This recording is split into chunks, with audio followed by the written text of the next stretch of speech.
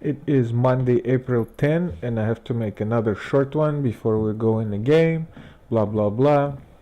If you're interested and you're following, just bear with me here. If not, you're not gonna find too much interesting stuff related to the game, mostly to 1970s muscle cars. Anyway, here I have 3 tabs with the same second generation Camaro, starting from 1970, that is rated in gross horsepower right here, and gross torque at 300 torque and 200 horsepower. That is the same 307 that we were looking at the Nova. That's why I chose this car, and that's why we're running these numbers, because that's the same 307 from the same year that was installed in the Nova and in the Camaro, and the ratings match. So pretty much we're talking about the same engine package, which was rated at 200 horsepower gross and 300 gross torque at 1970. Now let's take a look at the same 307 turbo fire right here for 1971.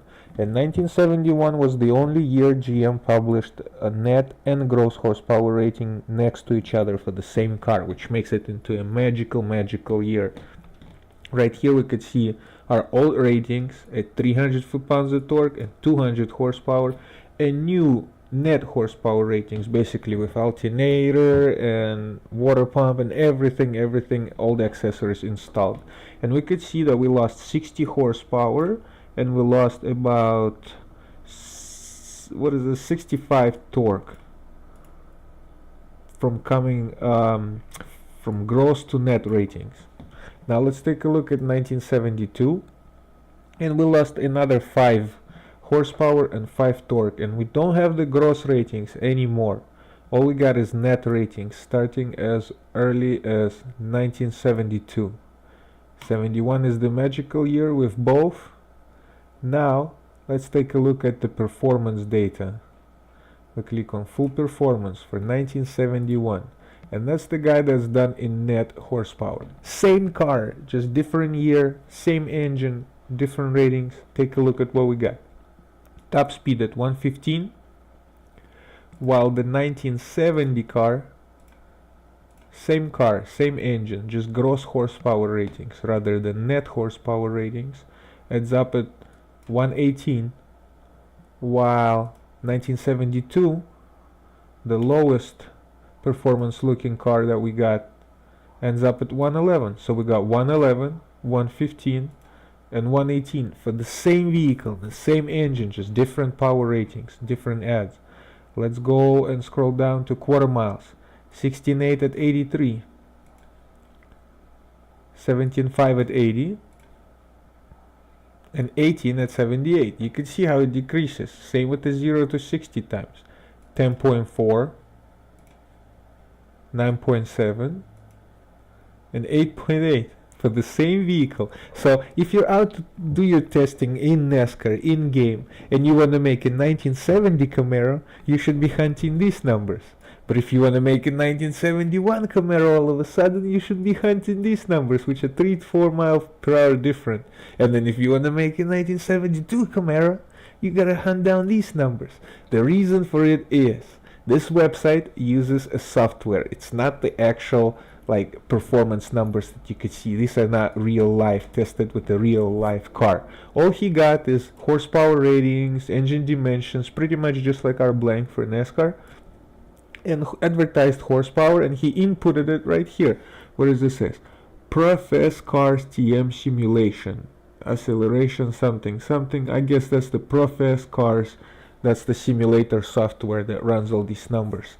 So it is nice because we have about 100,000 different cars made in the same pattern, using same formulas, using same software, same procedure. So we could call it Automobile Catalog Universe. Sounds pretty cool. However, we got our Papyrus Universe, which we know very little about, but we could do our testing, we could do our feel, and a little bit of science on top of that. Now, what I want to say is the main point of this video. Basically, all these numbers that you look at are bullshit. They're done by some software computer, and you just need to approximately figure out what kind of numbers you're gonna run So finding accurate real-life numbers is the biggest issue. It's harder than actually fine-tuning the engine or calculating or running the numbers, is to find the real accurate number. Where some guy who was actually familiar with real life cars would call you out on bullshit, and he'll say, no, these cars actually run at 120 miles an hour in real life, and all these numbers are crap because it's just some crappy computer software that's on average running numbers for all these cars. But you could see how in gross horsepower we even get better times than in net horsepower for the same freaking vehicle. It's very interesting, to be true. Anyway, enough of this. What you should do is go to Google right after you get these numbers and go real first generation Camaro numbers or blah blah blah. You need to look for alternative specs. Here we go, right here. Wikipedia or performance, my classic garage, whatever. Get alternative numbers. There you go. We got another set of alternative Camaro numbers right here, but it doesn't have the 307 engine. Anyway, then you go whatever car that you make in alternative, make 3, 4, 5 different websites with different references, and then kinda you would get your approximate numbers. This would be your best way. Just going to one website and taking one power number, like these blanks of acceleration times. This is pretty good average of how to tune your car in game. Like if it accelerates proportionally to what you see here, it's pretty good on the engine part. But you cannot just take one blank and one website and say, yeah, this is what it is. You actually need to do a goddamn research on what you're gonna be making in order to have it legit. I'm gonna stop right there, and whoever survived till the end of this video, thank you guys. You're the special ones. We're going through slow pace, but there's just so much that I want to share that I see so far. Basically, this is good. We're gonna call it Automobile Catalog Universe because all the cars are structured using the same software, same website, same formulas.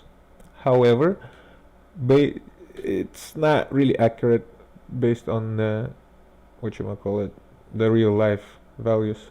Some YouTube videos, some real life events where you would measure 0 to 60 times is better than this, because this is just a computer software, because there's so many factors that would affect the top speed.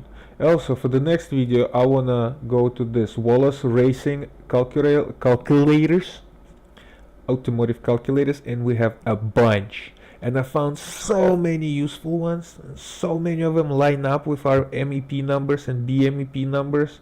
Remember IMEP versus BMEP? Well, here we got just MEP calculator, mean effective pressure. So if you're using brake horsepower right here, like 600 brake horsepower, you'll get 1.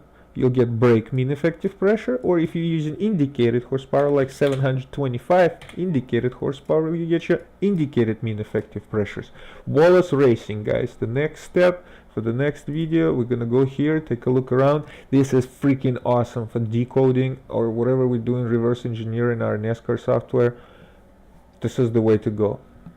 There you go, and I'll see you in Wallace Racing calculators, automotive calculators next time. Bye.